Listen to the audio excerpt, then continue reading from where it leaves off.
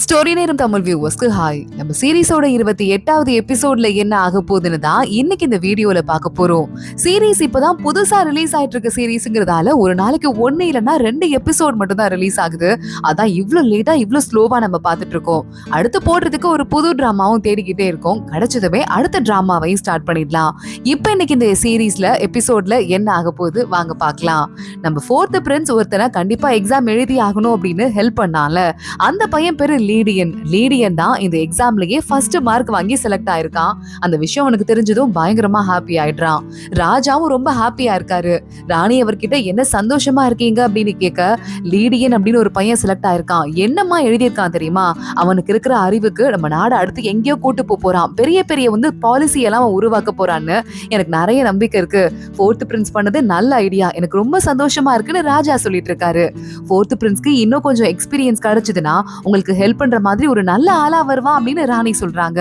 ஆமால, அவனுக்கு எக்ஸ்பீரியன்ஸ் கிடைக்கணும், அதுக்கு நான் ஏதாவது வழி பண்ணணும் அப்படின்னு ராஜா யோசிக்கிறாரு. இங்க 3rd பிரின்ஸ்க்கு பயங்கர எரிச்சலா இருக்கு.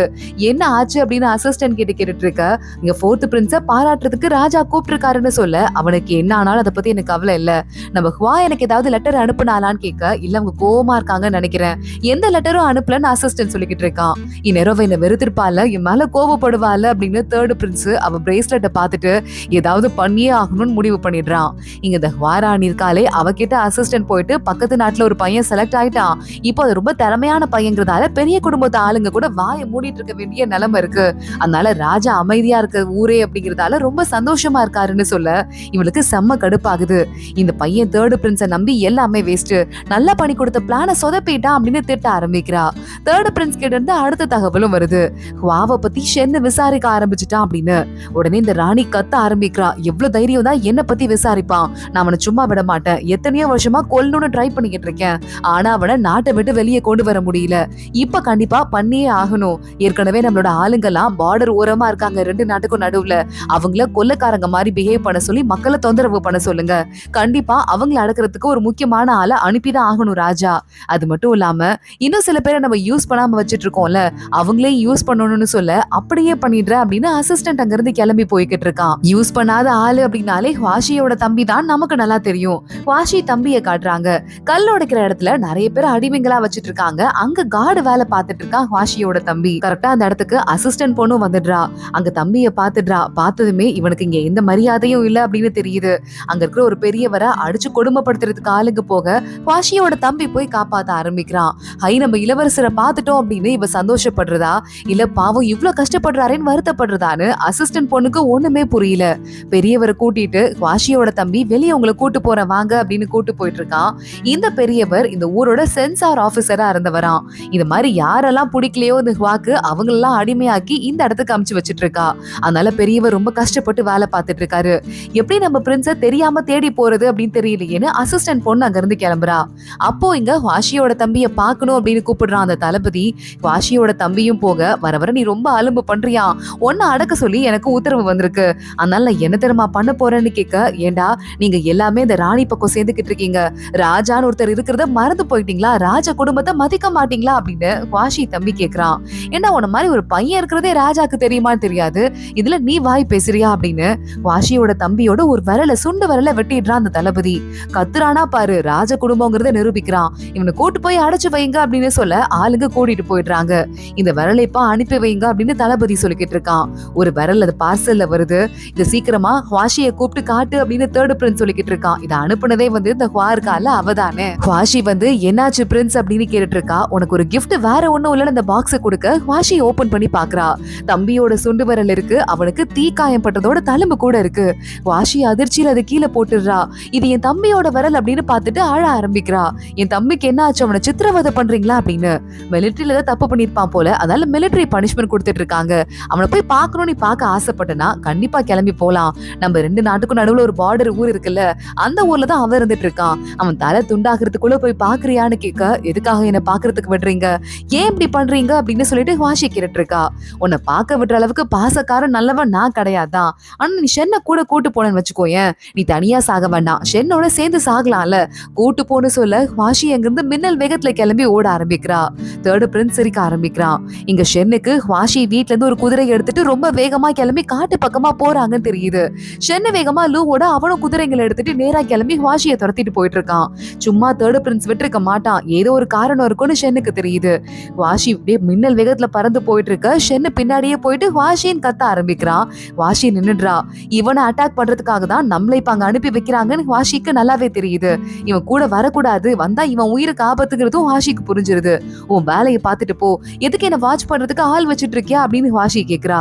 நீ எங்க போற, நான் உன் கூட வரேன் அப்படின்னு சொல்லிட்டு ஷென்னு சொல்ல, நீ வந்தனா உன் உயிருக்கு ஆபத்து வந்துடும் மனசுல நினைச்சிட்டு வாஷி பழைய கதையெல்லாம் பேச ஆரம்பிக்கிறா. நம்ம பார்த்ததுல இருந்து என்ன கொடுமைப்படுத்தி சந்தேகப்பட்டுதான் வச்சிட்டு இருக்க, இதுக்கும் மேலே நமக்குள்ள பாசம் இருக்கிற மாதிரி ஒண்ணும் நடிக்க வேண்டாம், எல்லாம் முடிஞ்சு போச்சு போதும்னு சொல்ல, அப்போ உனக்கு எல்லாமே ஞாபகம் வந்துருச்சா அப்படின்னு ஷென்னு கேக்குறான். நீ தண்ணில இருந்து எப்ப என்ன காப்பாத்தினியோ அப்பவே எனக்கு எல்லாமே ஞாபகம் வந்துருச்சு, நமக்குள்ள இருக்கிறது காதலும் கிடையாது ஒண்ணும் கிடையாது, என்னை விட்டு இங்க இருந்து போயிடுன்னு சொல்ல ஷென்னு பாக்குறான். உன் தம்பியை காப்பாத்துறதுக்கு இல்லனா உன் வேலைக்கார பொண்ணை காப்பாத்துறதுக்கு, ரெண்டு விஷயத்துக்கு தான் நீ இங்க இருந்து கிளம்பி போவ. இப்போ நீ போற அவசரத்தை பார்த்தா உன் தம்பி மாதிரி எனக்கு தோணிக்கிட்டு இருக்கு, உன் தம்பிய நான் இல்லாம உன்னால காப்பாத்த முடியாதுன்னு ஷென்னு சொல்ல, ஒருவேளை என்னால காப்பாத்த முடியாட்டி நாங்க ரெண்டு பேரும் செத்து போயிடுறோம், அதுதான் எங்க விதியா இருக்கும், நீ எங்க கூட வர வேண்டாம் அப்படின்னு வாஷி சொல்றா. நீ இங்கே நிம்மதியா வாழ்ந்து நிம்மதியா செத்து போ வயசானதுக்கு அப்புறம் அப்படின்னு மனசுக்குள்ள யோசிக்கிறா. ஷென்னு உடனே உன் தம்பியை நான் பார்த்ததில்ல, ஆனா எப்ப நான் உன்னைய மனைவியா நினைக்க ஆரம்பிச்சனோ அதுக்கப்புறம் உன் தம்பிய என்னோட ஒரு குடும்பத்துல ஒரு பையன் மாதிரிதான் நினைச்சிட்டு இருக்கேன், எனக்குன்னு முக்கியமானவங்களே வாழ்க்கையில 4-5 பேர் தான் இருக்காங்க, அவனை காப்பாத்துறதுக்கு நான் வரமாட்டேனா என்ன அப்படின்னு ஷென்னு லூவை திரும்பி பார்த்து, நீ வேகமா இவளோட அசிஸ்டன்ட் பொண்ணு இருக்கால அவ எங்க இருக்கான்னு கண்டுபிடி, நான் வாஷியை கூட்டிட்டு வரேன் அப்படின்னு ஷென்னு சொல்லிடுறான். லூ அங்க இருந்து கிளம்பி போறான். இங்க தேர்ட் பிரின்ஸ் பாத்துட்டு இருக்கான். அவங்க 2 பேருமே கிளம்பிட்டாங்க. அடுத்து நம்ம என்ன பண்ண போறோம்னு கேட்க, இங்க ஏற்கனவே கொள்ளக்காரங்க மாதிரி ஹுவாவோட ஆளுங்க எல்லாம் வேலை காட்ட ஆரம்பிச்சிட்டாங்க, அவங்க கிட்ட இந்த 4th பிரின்ஸை அனுப்பி வைக்கணும்னு முடிவு பண்ணிட்டு தேர்ட் பிரின்ஸ் ராஜாவை பார்க்க கிளம்பி போறான். ராஜா உங்களுக்கு நான் மாத்திரை கொண்டு வந்துட்டு இருக்கேன்னு சொல்ல, ரொம்ப தேங்க்ஸ்டா, இந்த மாத்திரை தான் என்ன இப்ப காப்பாத்திக்கிட்டு இருக்கு, நீ என்னோட பையன், ஆனா இந்த நாட்டுக்கு இளவரசங்கிறத மறந்துடாத, நாட்டு மேல எந்த ஆர்வமும் இல்லாம இருக்கேன்னு ராஜா கேட்க, அப்பா நான் எப்பவுமே இப்படிதான் உங்களுக்கு தெரியும்ல, இப்போ நீங்க ஏதோ ஒரு பிரச்சனையில இருக்கீங்க, 4th பிரின்ஸை அனுப்பி வைங்கப்பா, அது உங்களுக்கு புரியும் நினைக்கிறேன் அப்படின்னு தேர்ட் பிரின்ஸ் சொல்லிக்கிட்டு இருக்கான். அதான் கரெக்ட் அப்படின்னு ராஜா ஒரு முடிவுக்கு வராரு. 4th பிரின்ஸை கூப்பிடுறாரு. எக்கச்சக்கமா கொல்ல கூட்டம் வந்து ரொம்ப பிரச்சனை பண்ணிட்டு இருக்காங்க, மக்கள் எல்லாம் கஷ்டப்படுறாங்க, நீ போய் நம்ம தளபதிக்கு ஒத்தாசையா இருந்து இந்த போரை நல்லபடியா முடிச்சு கொடுத்துட்டு வான்னு சொல்ல, அப்பா எனக்கு இதுல எல்லாம் கொஞ்சம் கூட அனுபவமே இல்லையேன்னு 4th பிரின்ஸ் சொல்றான். உனக்கு இருக்கிற அறிவுக்கு கண்டிப்பா நீ ஒரு நல்ல ஸ்ட்ராட்டஜியை போட்டு கொடுக்கலாம், அந்த ஹெல்ப் பண்ணு, போயிட்டு வந்ததுக்கு அப்புறமா உனக்கு நிறைய பொறுப்பு காத்துட்டு இருக்குன்னு சொல்ல 4th பிரின்ஸ்க்கு நல்லாவே புரியுது. நான் போயிட்டு வரேன்ப்பா அப்படின்னு அங்க இருந்து கிளம்பி போறான். ராஜா பாக்குறாரு, இவன் போயிட்டு வெற்றியோட திரும்பி வந்தான்னா மக்கள் மத்தியில இவனுக்கு வீரத்துக்குன்னு தனி பேர் கிடைக்கும், மத்த எல்லா வேலையும் தளபதி பாக்கட்டும், இவன் நல்லபடியா போயிட்டு திரும்பி வரட்டும், தளபதி கிட்ட நான் கொடுத்த லெட்டரை கொடுங்க, அவருக்கு எல்லாமே புரியும்னு சொல்ல அப்படியே பண்ணின்ற ராஜா அசிஸ்டன்ட் கிளம்பி போறாரு. இங்க நம்ம 4th பிரின்ஸும் அவனோட அசிஸ்டன்ட்டும் அங்க ஊரை விட்டு கிளம்ப ட்ரை பண்ணிட்டு இருக்க சீகி வந்துடுறா. டேய் என்னடா இது, கத்தைய கூட பேனா பிடிக்கிற மாதிரி பிடிச்சிட்டு இருக்க, உனக்கு இது சுத்தமா செட் ஆகல, உன்னை பாத்துக்கிறதுக்கு நான் கூட வரேன், வீரம்னா என்னன்னு உனக்கு சரியா தெரியாதுடான்னு சொல்ல, இங்க பாரு நான் கொல்ல கூட்டத்தை ஹேண்டில் பண்ண போறேன், உன்ன மாதிரி பொண்ணுங்களெல்லாம் நான் எப்படி அங்க கூட்டு போக முடியும், நீ பத்திரமா இங்க இரு, உனக்கு ஏதாவது ஆயிடுச்சுன்னா உன் அண்ணனுக்கு நான் எப்படி பதில் சொல்றதுன்னு சொல்ல, டேய் இங்க பாரு என்ன கூட்டு போல, நடக்கிறதே வேற, உன்னை கொண்டு போட்டுருவன் சீ சொல்றா. செத்தாலும் பரவாயில்ல உன்னை கூட்டு போக மாட்டேன் அப்படின்னு 4th பிரின்ஸ் சொல்லிடுறான். சீ கோச்சிட்டு அங்க இருந்து கிளம்ப ஆரம்பிக்கிறா. அடுத்த நாள் காலையில 4th பிரின்ஸ் அந்த கொல்ல கூட்டத்தை அடக்கிறதுக்காக அவன் ஒரு டீமோட கிளம்பி போயிடுறான். தேர்ட் பிரின்ஸ் ரொம்ப சந்தோஷமா பார்த்து, இதுக்கு மேல பிரச்சனை கிடையாது, எல்லாம் முடிய போகுது அப்படின்னு சொல்லிட்டு இனிமேதான் இன்ட்ரெஸ்டிங் வேலை எல்லாம் இருக்குன்னு வாக்கு ஒரு லெட்டர் எழுதி புறா தூது அனுப்பிக்கிட்டு இருக்கான். வாக்கு அந்த லெட்டர் வந்துருது. வாஷியோட தம்பியை தேடி வாஷியும் ஷென்னும் வந்துட்டு இருக்காங்க. ஈஸியா நம்ம அவங்க 2 பேரையும் வர வச்சுட்டோம். அது மட்டும் இல்லாம இங்க 4th பிரின்ஸும் வந்துட்டு இருக்கான். எல்லாரையும் ஒட்டு மொத்தமா முடிச்சிட வேண்டியதான்னு சொல்ல, நல்ல ஐடியா அப்படின்னு வா சொல்லிக்கிட்டு இருக்கா. இங்க இன்னொரு பக்கம் 4th பிரின்ஸோட ஆளுங்க எல்லாம் ஏற்கனவே வரதுக்காக மத்த ஆளுங்க எல்லாம் வெயிட் பண்ணிட்டு இருப்பாங்கல்ல, அந்த ஆளுங்களெல்லாம் இந்த வாவோட ஆளுங்க வந்து கொண்டுட்டு 4th பிரின்ஸ் வரும்போது அவனோட ஆள் மாதிரி நம்ம தான் வரவேற்கிறதுக்கு போறோம், வாங்க போலாம் அப்படின்னு இவங்க எல்லாம் கிளம்பி கெட்டவங்க எல்லாம் போயிட்டு இருக்காங்க.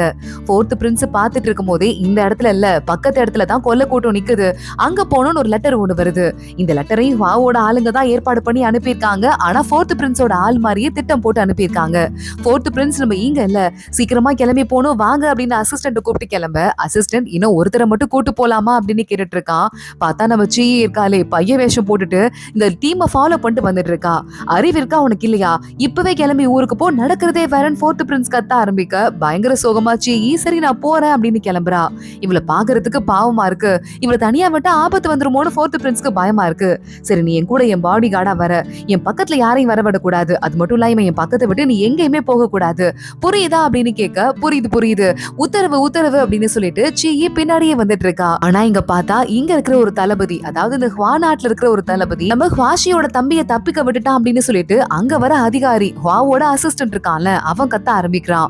எவ்வளவு தைரியம் தப்பிக்க விட்டுருப்ப, ரெண்டு டீமுக்கும் நடுவுல பால் அடிக்க பாக்காத, ஒரு டீமுக்கு நீ கொஞ்சமாவது ஹெல்ப்ஃபுல்லா இருன்னு கேட்க ஆரம்பிக்க, அந்த பையனை நான் தப்பிக்க விடல, அவன் இங்க இருந்து எஸ்கேப் ஆயிட்டான், ஒரு 3 நாள் டைம் கொடுங்க, அவனை கண்டுபிடிச்சிட்டுன்னு சொல்ல இன்னைக்கு நைட்டுக்குள்ள அவன் வரல உன் உயிர் இருக்காதுன்னு சொல்லிட்டு ஹுவாவோட அசிஸ்டன்ட் அங்கிருந்து கிளம்பிடுறான். இங்க இன்னொரு பக்கம் நம்ம வேலைக்கார பொண்ணு அசிஸ்டன்ட் பொண்ணு இருக்கால அவளை தேடிக்கிட்டு அவ பின்னாடியே லூ வந்துட்டு இருக்கான். டேய் கால இருந்து என் பின்னாடியே வந்துட்டு இருக்க, வராதரா, நடக்கிறதே வேற அப்படின்னு அசிஸ்டன்ட் பொண்ணு இவனை அடிக்கிறதுக்கு பாக்குறா. ஆனா அவன் எஸ்கேப் ஆயிட பொத்துன்னு போய் கீழே விழுறா. லூ சிரிச்சுக்கிட்டு இருக்கான்.